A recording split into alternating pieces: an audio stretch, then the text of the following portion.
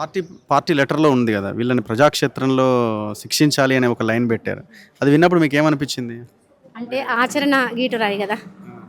ఆచరణ గీటురాయి. మనం ఎట్లా ఉంటున్నామో ప్రజలతోటి, మనం ఎట్లా చేస్తున్నాం, మన వ్యవహారం ఎట్లా ఉన్నదా అనేది ప్రజలు నిర్ణయిస్తారు అది కదా. ఇప్పుడు వాళ్ళు ఒక మాట విడిచినంత మాత్రం ప్రజలతో పిచ్చోళ్ళు కాదు కదా. చాలా చైతన్యవంతులు అయ్యారు ఇప్పుడు. సమాజం మారింది. ఇప్పుడు ఏదో వెనకట్లాగా మాట్లాడితే కుదరదు కదా. ఇప్పుడు ప్రజలు ఆలోచిస్తారు. లాస్ట్ 10 డేస్ అంటే మీరు లొంగిపోయే ఒక 10, 15 రోజుల ముందు మీ పరిస్థితి ఎట్లుండే ఆ అడవిలో? సిట్యుయేషన్ పరిస్థితి ఏముంటుండే? అంటే మేము కొంచెం 10 రోజుల ముందు అనుకుంటా ఒక 15,000 10,000 మంది మొత్తం పోలీసోళ్ళు చుట్టుముట్టిండ్రు. మిమ్మల్ని. మమ్మల్ని చుట్టుముట్టిండ్రు. చుట్టుముట్టినప్పుడు మేము తట్టుకున్నాము. ఇది తప్పుకోవడానికి చాలా ప్రయత్నం చేసినాము. హ్మ్.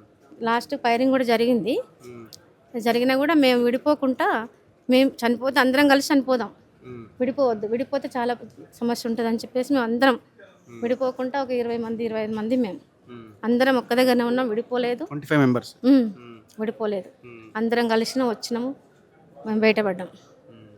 అప్పుడు మాకు ఒక 5-6 రోజులు అనుకుంటా, 5 రోజులు తిండి లేదు మాకు. నీళ్ళ 5 డేస్ తినకుండా ఎట్లున్నారు? చాలా సమస్య ఉన్నది. 5 రోజులు అసలు తిండే లేదా? తిండి లేదు. మేము 2-3 బిస్కెట్లు ఉంటే ఒకటొకటి అట్లా ఆ, పంచుకొని తిన్నాం అంతే. ఏం తిండి లేదేం లేదు. తర్వాత మాకు క్లియర్ అయినాక ప్రజలు తెచ్చిచ్చిండ్రు, తిండి పెట్టిండ్రు, తెచ్చిచ్చిండ్రు. చూస్తారు కదా ప్రజలు, పోయినరా ఉన్నారా అంతా చూసి అన్నం వండుకొచ్చి ఇచ్చిండ్రు మాకు. అందరం బుక్కడు తిన్నాం, నీళ్ళు తాగినాం. తర్వాత కొంచెం రెస్ట్ తీసుకున్నాం. అంటే ఇక 16 సంవత్సరాలు 20 సంవత్సరాలు 30 సంవత్సరాలు ఉంటారు కదా, దాంట్లో పేషెంట్లు కూడా ఉంటారు. ఇక వాళ్ళ పరిస్థితి చెప్పలేము, అట్లాంటి పరిస్థితి ఉంటుంది. ఇంకా అట్లాంటివి చాలా జరిగినాయి. ఇప్పుడు ఆశన గారు చూపించిన దారి వెతుక్కుంటూ ఇక మీరు బయటకు వచ్చేసారు అంతే కదా? దారి అంటే ఇప్పుడు ఆయన ఏం ముందు దారి చూపించలేదు. జనరల్ సెక్రటరీ తీసుకున్న నిర్ణయము ఆయన బలపరిచిండు, దాన్ని మేము బలపరిచినాం అంతే. అట్లా ఆయన ఒక్కడు నిర్ణయం తీసుకుంటే ఒక్కడు వెళ్ళిపోతే రాకపోయిండా ఇక్కడ తెలంగాణకు? మేము తీసుకుంటే మేము రాకపోయినామా? మేము అందరితో పాటు మేము వాళ్ళని వదిలిపెట్టి ఎట్లా రాగలుగుతాం మేము? మీకు మీకు ఇక ఇది అయిపోయింది, ఇది అయ్యేది కాదు అనే ఆలోచన ఏ ఇయర్లో? 2024లో ఈ కగార్ అనగానే స్టార్ట్ అయిందా? అంతకు ముందే దానికి ముందే చర్చ జరిగింది అనేది. అయితే మేము కూడా ఆలోచించిందంటే ఏంటంటే కమిటీ నిర్ణయం తీసుకుంటే బాగుండేది ఏదో. అయితే ఇక్కడ నుంచి కొంచెము రిట్రీట్ చేయడమా ఎట్లా అయిందనేది ఫోర్స్ని ఆలోచిస్తే బాగుండేదని మేము అనుకున్నాము. అయితే నిర్ణయం తీసుకున్నా కూడా అది అమలు చేయడానికి అనుకూల పరిస్థితి మనకు అనుకూలించలేదు. ఎక్కడ కూడా మనకు దారి దొరకలేదు. అదొక పరిస్థితి. కొంచెం పంపుదాం అనుకుంటే కూడా వాళ్ళని పంపడానికి కూడా మనకు దారి లేదు. అట్లాంటి సిచ్యువేషన్ ఉన్నది అక్కడ డీకేలో. అట్లాంటి పరిస్థితి ఉండే మనకు. చాలా కఠినమైన పరిస్థితి, కఠినమైన మనం చెప్పలేము, ఇంకా అంత ఘోరంగా ఉన్నది అన్నట్లు. ఏదో ఒక రోజు ఈ సిచ్యువేషన్ వస్తుందని మీరు ఊహించుంటారు కదా? ఊహించినాం ఊహించారు కదా? వస్తుంది. ఎందుకంటే టెక్నాలజీ పెరిగింది, డ్రోన్లు వచ్చినాయి. ఊహించినాం. మాకు కూడా వాకిలు ఉండేది, చెప్పుకునేటోళ్ళము. శత్రువు బయటికి వెళ్తే కూడా అక్కడిక్కడ చెప్పుకునే వాళ్ళము. మా ముందల్ని ఫైరింగ్ అవుతుండేది, పక్కపక్కలు అవుతుండేది, మావిన అవుతుండేది. అయినా కూడా మేము ధైర్యం కోల్పోలేదు. అయితే సరెండర్ కావడానికో బయటికి వెళ్ళడానికో అప్పటికి కూడా ఆలోచన రాలే మాకు. అయితే వీళ్ళందరూ గుర్తొచ్చేది, ఈ 30 మంది 40 మంది చనిపోతున్నప్పుడు వీళ్ళందరిని ఎట్లా కాపాడుకోవాలి మనము అనే ప్రశ్న మేము కూడా ప్రశ్నించినాం. పై కమిటీని, కేంద్ర కమిటీని ప్రశ్నించినాం. మేము కూడా ప్రశ్నించినాం. వాళ్ళు కూడా జవాబు చెప్పిండ్రు. కొందరు, అందరూ చెప్పకపోయినా కొందరు అయితే చెప్పిండ్రు. మీరు ఉన్నారా టీంలో? మీరు క్వశ్చన్ చేసిన టీంలో సెంట్రల్ కమిటీని అడిగిన దాంట్లో? నేను వేరే దగ్గర ఉన్నాను, వీళ్ళందరూ ఉన్నారు.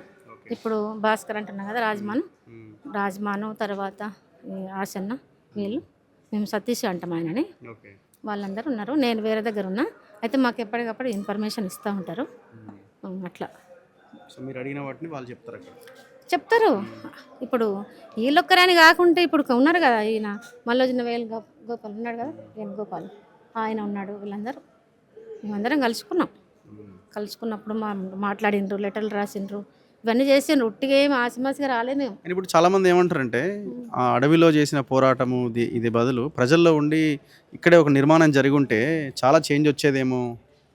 అంటే అప్పటి సిచ్యువేషన్ వేరు, అప్పటి పరిస్థితులు వేరు.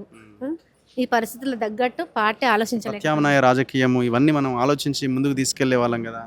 అదే ఇప్పుడు నేను చెప్తున్నా కదా, అప్పటి పరిస్థితులు వేరు, పరిస్థితులు తగ్గట్టు ఒక పార్టీ నిర్మాణం అయింది, ఒక సైన్యం వచ్చింది, అన్నీ వచ్చినాయి. వచ్చిన తర్వాత దాన్ని ఎట్లా నిలబెట్టుకోవాలి అనే దగ్గర మన పార్టీ సీరియస్గా ఆలోచించలేదు అనేది, అంతే, వేరేం లేదు. మా వీడియోలు చూస్తుంటారా మీరు అడవిలో? చూస్తాం మేము కూడా, మేమన్నీ చూస్తాం, మేము ఓకే. అందరూ చూస్తాం.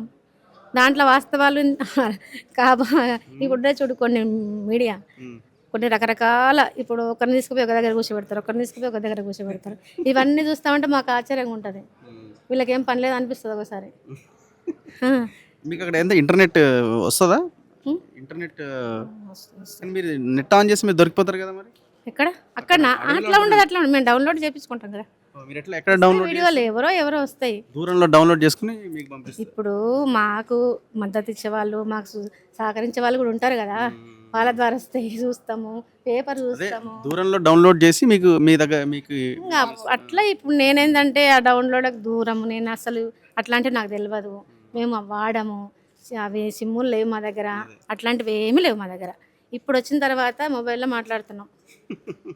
మాట్లాడాలంటే కూడా తెలుగు మాట్లాడుతుంటే ఆ కోయనే వచ్చేది. ఇప్పుడు ఆండ్రాయిడ్ ఫోన్ మీకు ఆపరేట్ చేస్తుందా? అంటే చేస్తాం. చేస్తున్నారు. లోపలనే ఉంటుంది చదువుకోవడానికి, మేము చదువుకోవడం, వీడియోలు చూడడం, ఓకే. అంతే. థ్యాంక్ యూ అండి, thank you very much. So ఇది మావోయిస్ట్ నాయకురాలు పద్మ గారితో ఇంటర్వ్యూ. సో వాళ్ళు చూద్దాం మరి రాబోయే రోజుల్లో ప్రజల కోసం ఎంత పనిచేస్తారో, ఏం చేయబోతున్నారు అన్నది చూస్తూనే ఉండండి మన తొలి వెలుగు.